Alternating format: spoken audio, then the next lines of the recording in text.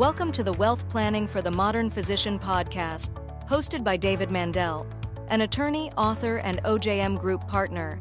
We share real-world financial lessons from physicians and insights from experts to impact your bottom line. Check the show notes to get a free copy of our newest book, Wealth Strategies for Today's Physician. Now, over to David.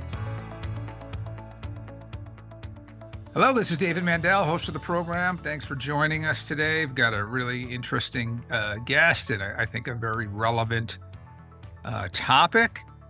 So let me tell you about Jessica Jones, and then we'll get into it. So as the founder and CEO of Build Your Cash Medical Practice, Jessica Jones specializes in bridging the gap between medicine and business. She has nearly 30 years of experience as a practice consultant, clinic owner, and entrepreneur, giving her a well-rounded perspective on the financial and operational challenges that can stifle cash practice growth.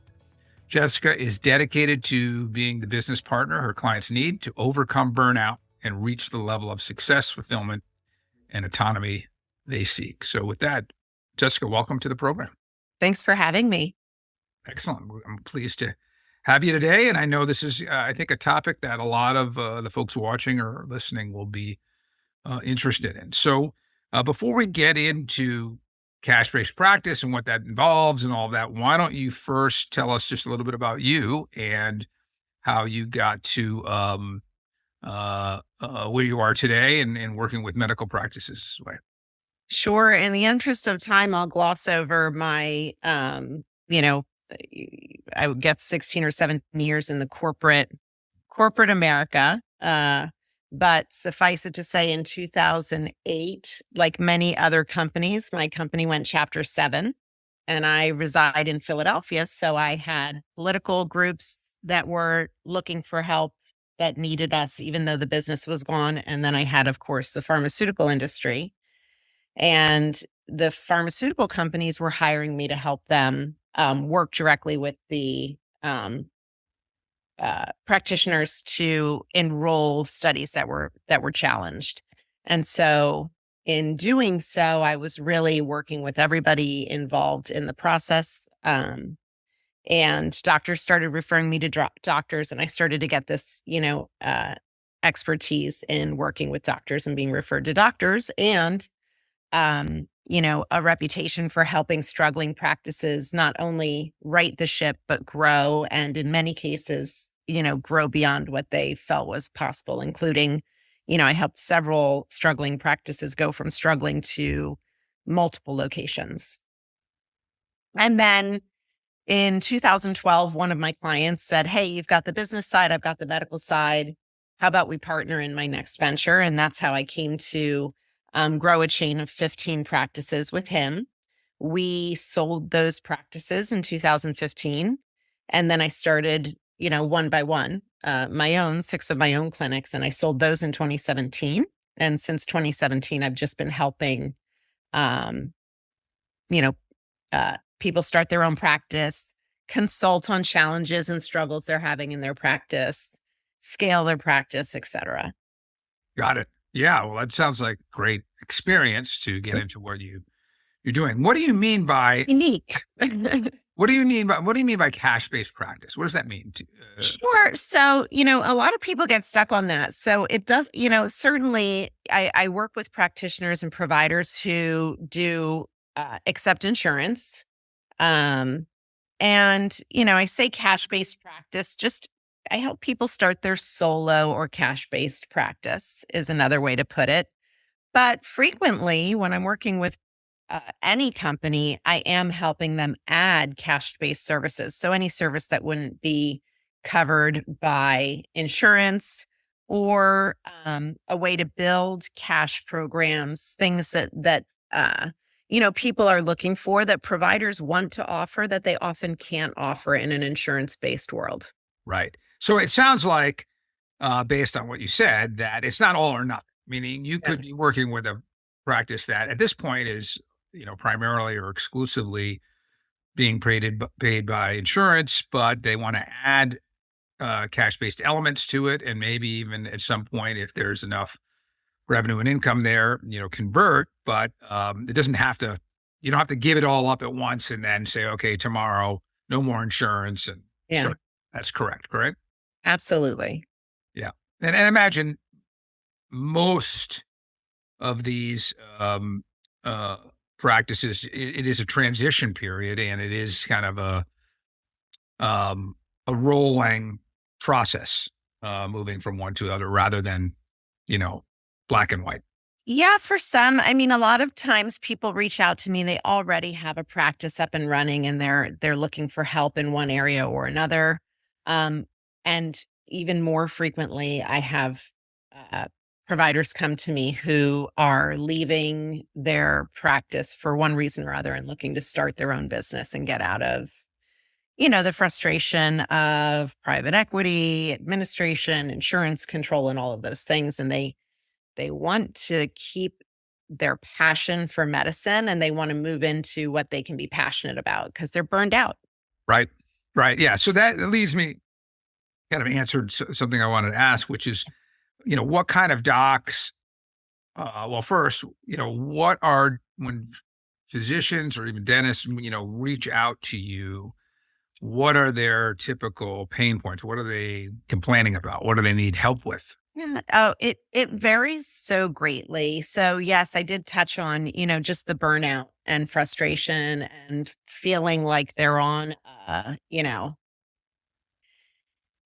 just a roller coaster of I can only see patients for 10 to 15 minutes. I'm not forming a relationship.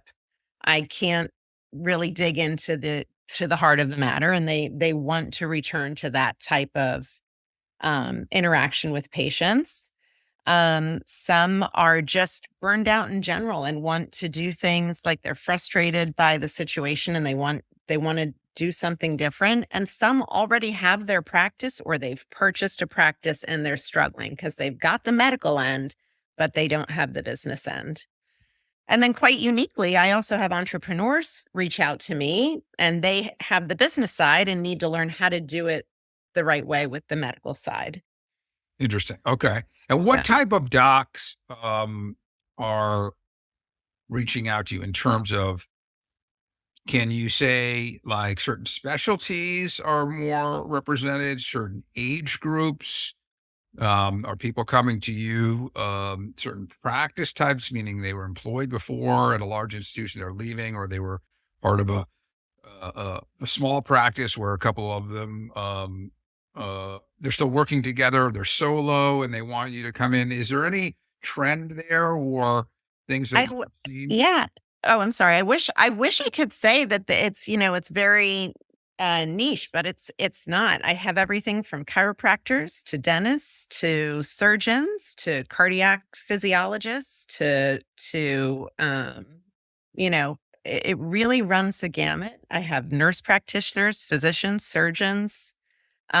So it's it really is functional medicine. So um it really has a wide range you know of various specialties. I think the one commonality is either a frustration with what they're doing where they want to come out and start their practice, or somebody who has a practice and they're struggling for one reason or another.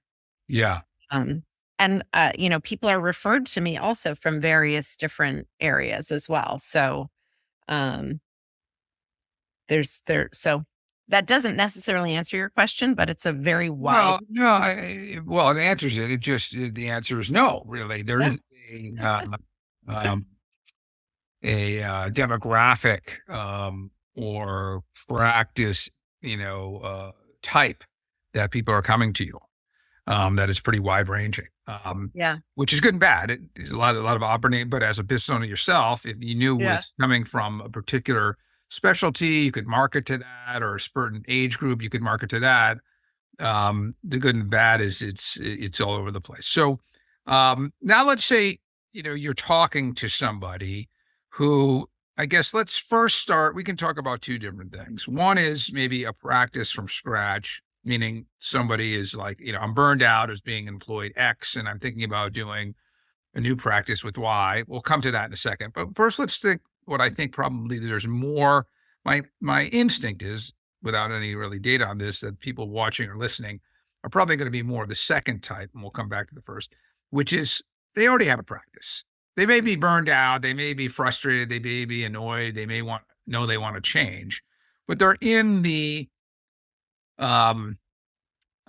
they're in the kind of more traditional payer world, but they'd like to explore getting out of that or gradually adding to that. So, and that happens. Where do you start? What do you start with, and what are the things you're trying to figure out with them as they potentially transition the practice? So you're talking about somebody who comes to me who already has a practice of their own. Right. Right. We'll come And back to that. so, yeah. And so in those cases, there's a couple of different kind of backgrounds. One, they need to diversify, right? They need to figure out how to make it work. Or so either their practice is struggling because maybe it's marketing. Often it's marketing. Almost across the board, ubiquitously, Not no getting matter who I'm working with, there's patients. marketing. You're saying But they're not getting enough patients. yeah, not getting enough patients, not knowing when they get a patient how to convert it to somebody who's coming into the practice. It's can often be that they need to add to their practice. So they need to add a revenue stream to their practice to grow it. And so that's very common. Frequently, people reach out to me to help add a revenue stream. And that's really fascinating for me because, of course, I help people add revenue streams. It's not like I've got a hat of here's the 5 revenue streams you can add. I add revenue streams based on what that practitioner can be passionate about, right? And so those are kind of the challenges. Or sometimes, they're even in their own practice. They started their own practice thinking that they would escape the burnout, but they find themselves not able to delegate in that same situation where they're overworked and trading their time for money. And so in those cases, I'm helping them to learn to hire staff, delegate, and start to kind of pull themselves out so that the practice is not solely identified as them. So separate them from their business. Right. Right. So that to me is, something we've heard, quite often on this podcast over the last 5 seasons. And that, as an entrepreneur myself, that I've been a big proponent of, which is, the E-myth, the entrepreneur myth, the idea that you're not the business, that you want to create processes and workflows and delegation in a way that it kind of runs without you, other than your highest and best use, which is probably seeing patients or doing what it is you're trying to do as a physician or dentist, not doing all the other things, right? So, the most extreme example of this would be, a physician who answered the phones at their practice to set up. I don't think many docs do that, but and it's obvious why, but, you start to scale back from that, then there's probably plenty of practices where the doc's doing a lot of things they shouldn't be doing. Yeah, And absolutely. And of course, you come across this, where, people only want to see the doctor because they've set up the practice that it's so dependent upon them. And so we've got to unravel that and introduce new people and help them start to earn based on not just what they do, but based on what the practice does. And so that I would consider that, and this isn't a negative, but traditional sort of business consulting. On the revenue stream side, you'd be sitting with the doc or dentist and then understanding what it is they're interested in, what it is they're competent to provide and licensed to provide, what it is that their patient base would be interested in. Because I imagine, you've got to have sort of overlapping concentric circles on that, right? The doc could be very interested in something. Yeah. And It's really important wants that it, and that's that great. it's important that it meshes with the practice. You can't just, kind of put together 2 completely separate things that have no relevance to the current patient population. Right. The good news is it's unlikely that that's going to be the case and still be within a doctor's, or nurse practitioner or what chiropractor, whatever the case may be, interest range, right? If they started a practice based in one area, usually the things they're passionate about are going to work with the rest of the patient population. Right. But sometimes, people do put things together that seem like, that's an odd combination, but it works, right? It always has to work and be something that can be marketed first to the patient population before you can take it outside of the practice. Right. And that's the way you would sort of test things a bit, and see, are we getting a certain rate of return, certain response rate on your existing patients, and before we would invest more to go outside? Yeah, absolutely. You'd want to know, okay, first you'd want to make sure that you're working through it. Everything makes sense financially, right? How much is it going to cost to add this in? What is it going to be able to bring in? How long is it going to take to pay off any investment? And how does it fit with my current patient population? So some financial modeling, some basic Yeah. marketing. All of it is important. It's not just, is there an interest and does it fit? You really have to look at everything, because even if it fits, if it's not going to add revenue in a viable way, uh, then we've got to pass on it and move on to something that makes sense from a revenue stream standpoint. Right. And, sometimes the things you don't do are the best decisions you make, right? I mean, not every idea is one that's going to be profitable. And so, being able to look at something and early on, even if you've invested some time and money, and say, you know what, we should pull the plug on this, that is important. Yeah, I often talk people out of things as much as I help them talk themselves into something. I mean, there's so many times that somebody's looking at bringing in a device or piece of equipment to do to add a revenue stream or protocol, and it seems great. And salespeople are really great at saying, "Oh, it only takes one or two patients to pay Right. for this device," and then, when we really work through it and talk through it and look at the population and the patients that are in their practice and who they'll have to bring in, it really quickly kind of fizzles out. And you realize, it's not as easy as they make it seem, and that needs to be talked through. Sometimes it's, do you have the space for this? Right. Right. I mean, there's so many things to consider. Do you have the space? Do you have the staffing?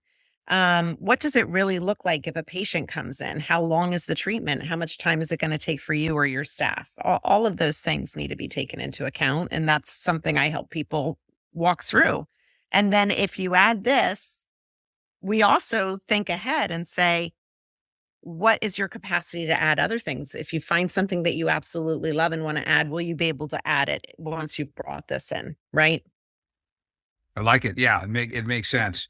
There's so much to think about, and that's what I do. Like, oh, I didn't think Well, it's about it. basically like a mini business plan for that, Yeah. whatever service or product, I mean, it's a bit of marketing, it's a financial model, it's a staffing organizational chart. It's like, it's like a business plan for the new service or business, or service or product or whatever we can add.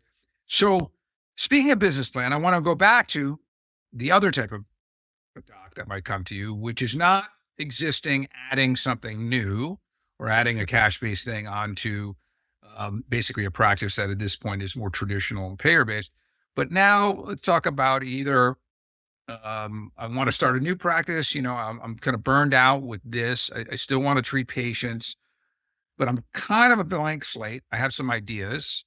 Or you also mentioned, I just bought a practice, but it's still sort of a blank slate in that it has existing elements to it, but I'm new and I'm open to new ideas. How do you approach that process? Yeah. So that's always a joy, because it's kind of like, why are you looking at doing this? Is it going to be right for you? And then it's talking about what you're passionate about. And then it's really helping to um, solidify the concept, make sure it's viable, kind of show how to look at, putting together, what are the costs going to be? What is the timeline going to be? It's everything from, at what point do I really lock in a space and start working on the space so that I'm not having a space for a year that I'm paying for before I'm ready to open the practice. to what am I going to offer? How's it going to be priced? What is the staffing going to need to look like? Does it really work?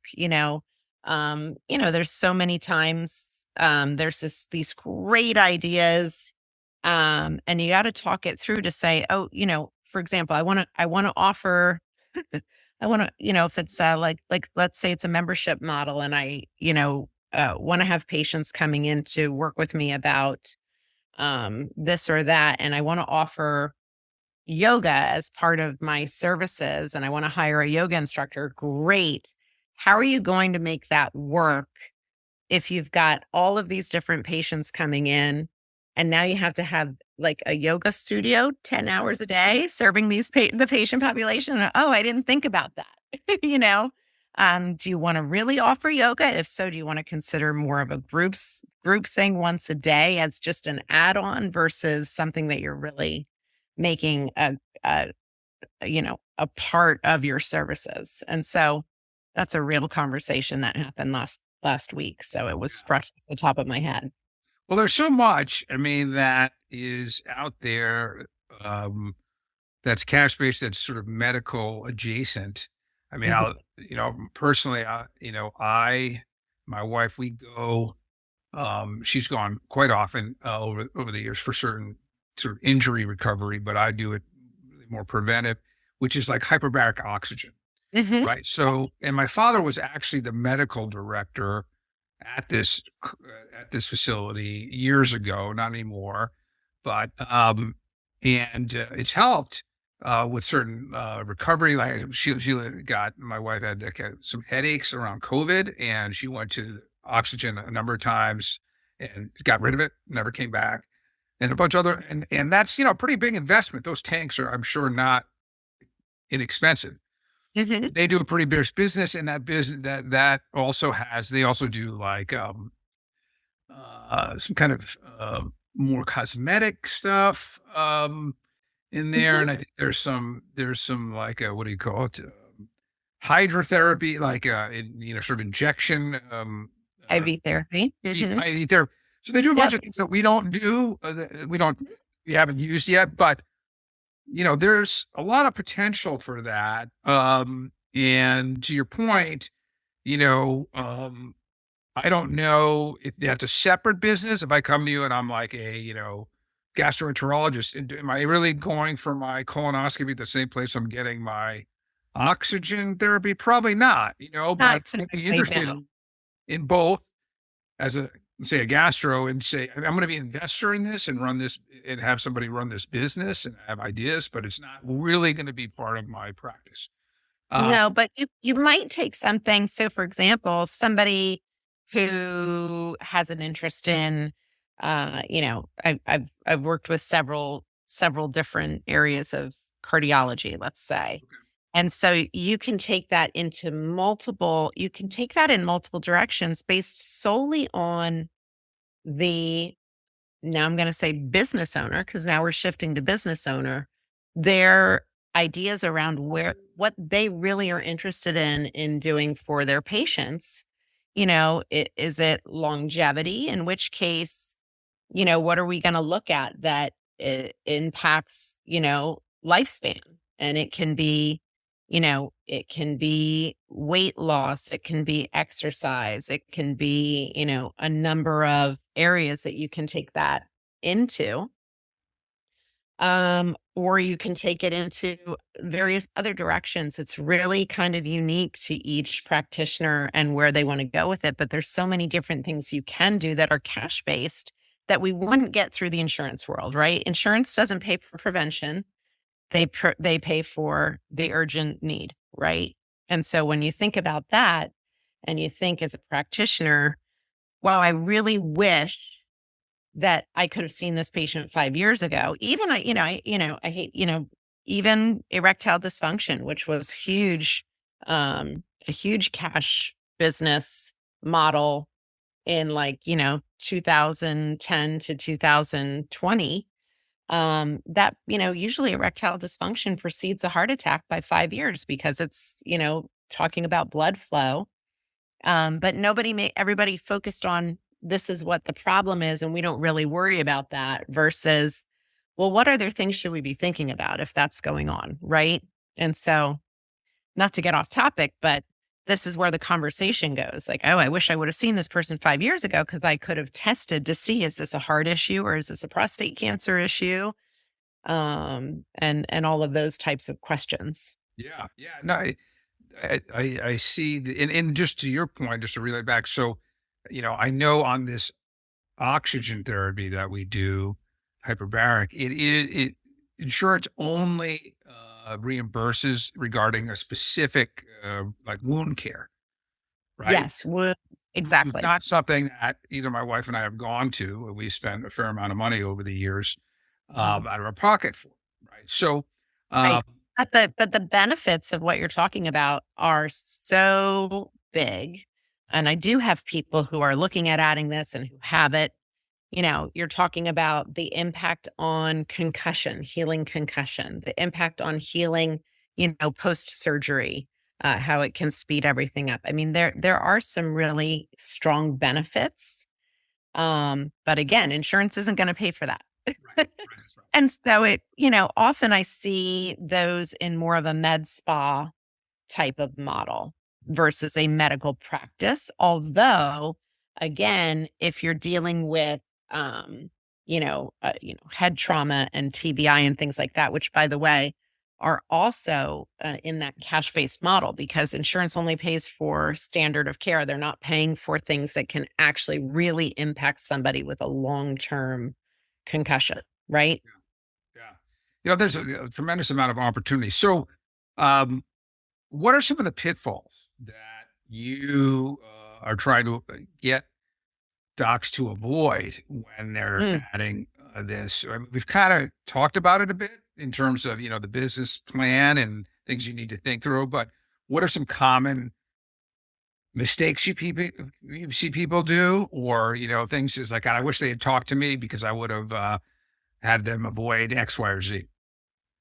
Yeah, so I do see a lot of practices finding me when they've gotten themselves into trouble, either by, I see people bring on a ton of equipment all at one time, thinking, oh, I just need to, and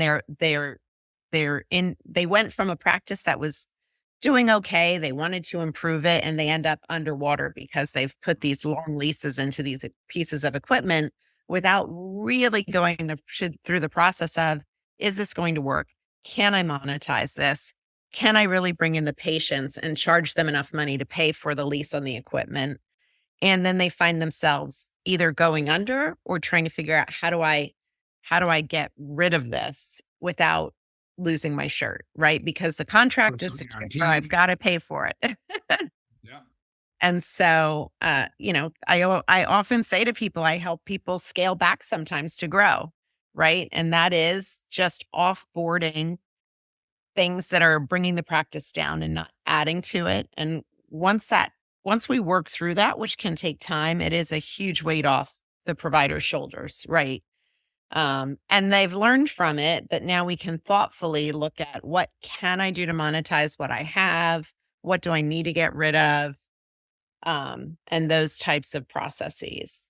So I see that. I see people who bought a practice and there's nothing in the practice, unfortunately, that really covers, what's the responsibility of the person selling the practice to transition to the new owner, right? Things like that. And that's a real issue. You've got somebody who purchased this practice in good faith.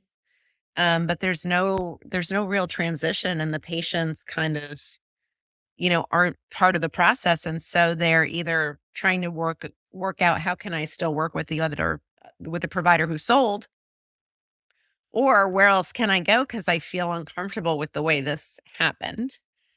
So ideally, I mean, I'd love to talk to people before they make a purchase so that we can talk about making sure those types of things are included in the process. But I am unfortunately helping people after that's happened and trying to figure out, where do I go from here? Yeah. Ye- Yeah. Yeah. I mean, your first point about sometimes you've got to shrink to grow, I think Yeah. is a really important one, and I can see, like you said, you know, the, I go to now speak at enough of these conferences, and there's these booths, and all the different great equipment, and it seems so fun, and it could do so much, and all this, and then before you know it, you have three pieces of equipment, and you're visioning this great new world, and then all of a sudden you bit off more than you can chew, and you realize, okay, I gotta go back one step back to move forward. And I imagine that is pretty common. And then, to your point, I mean, in our business, there's a lot of mergers and acquisitions in the financial world. Nobody's buying a business without a transition plan, clawbacks, requirements of the seller to be there for a number of years, transition the clients and all of that. That just would never fly. So somebody working with you, but unfortunately, oh no, I know it's out there. I mean, it's like, oh, well, who was your lawyer? Oh, yeah, it's friend. Not as thought through. We're pretty much at the time. So any last comments, sort of big picture, thoughts you want to end with? Sure. I would also say scaling back to grow doesn't always have to be just equipment. It can be offloading just things you've put into your practice that you feel like you have to do, responsibilities that you're taking on. So just kind of working through what can I give to somebody else versus what I need to do, which we talked about originally, but that is looped into scaling back, right? Delegating is scaling. There's things that you just don't need to be taking on as on your own. But I would say, whether you're starting a practice or whether you find yourself struggling, don't let the overwhelm hold you back. Kind of take a step back. And the big picture thing I would say is so many times people are so stuck in the practice that they don't take the step back. And if you can just get away from the practice over the weekend or whatever and take kind of the external view of it, it can really help you take a deep breath, identify what's really going on while you're away from the trials and tribulations of the day to day. And that's when you're going to get your best, kind of viewpoint of what really is going on and what direction you need to go in. So many times people are so stuck in the minutia of the day to day that they can't see the big picture, right? Yeah. Yes. It's a good thing to end with. I think always, being able to take, it's the reason businesses, law firms, in our firm, we do, offsites, we get away, we think strategically, we think way far out, we brainstorm. You give yourself the ability to just step out and think big picture, even if, 8, 9, even 10 of 10 brainstorming ideas. So like, what, we thought about it and that doesn't really work. But the whole point of doing it is because there may be one or two that does work, and you would never come up with those if you're just, on the mouse wheel during the week. So I totally agree with that. Jessica, thank you so much for being on. Very, very helpful. I think a lot of good stuff for people and lots of different scenarios who either are in the process or now it's sort of in their mind. They listen to this and, maybe there is something I could do to change my career, change my life a bit around my practice and have it be more the way I would like it. So thank you for being on. Thank you so much for having me. And yes, I hope people are encouraged to think about it because just like providers need to be able to offer a service like this, never before have more people been looking for these services, right? So yep. I'm living proof of that. And we'll put all Jessica's contact information in the show notes, so you'll be able to get a hold of her and check out her website and do all that. Thank you all for watching and listening. Again, if you're so inclined, give us a 5-star review, subscribe on the various, whatever network platform you're watching or listening to us, and then tune in in another 2 weeks because we'll have another episode on Thursdays, as we always do. So thank you for joining us. Jessica, thanks for being here. Thanks for having me. The Wealth Planning for the Modern Physician podcast is brought to you by OJM Group, a multidisciplinary wealth management firm dedicated to helping physicians build and preserve their wealth while reducing taxes. Episodes from previous seasons are available on Apple Podcasts, Spotify, YouTube, and other popular platforms.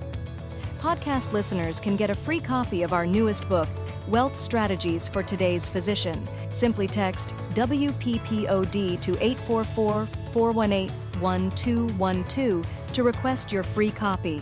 Be sure to join David every 2 weeks for the newest episode of the Wealth Planning for the Modern Physician podcast. It's important to note that this content is for informational purposes only and does not represent personalized investment advice, as the information may not be suitable for your personal circumstances. Please contact your investment advisor before implementing any of the strategies discussed.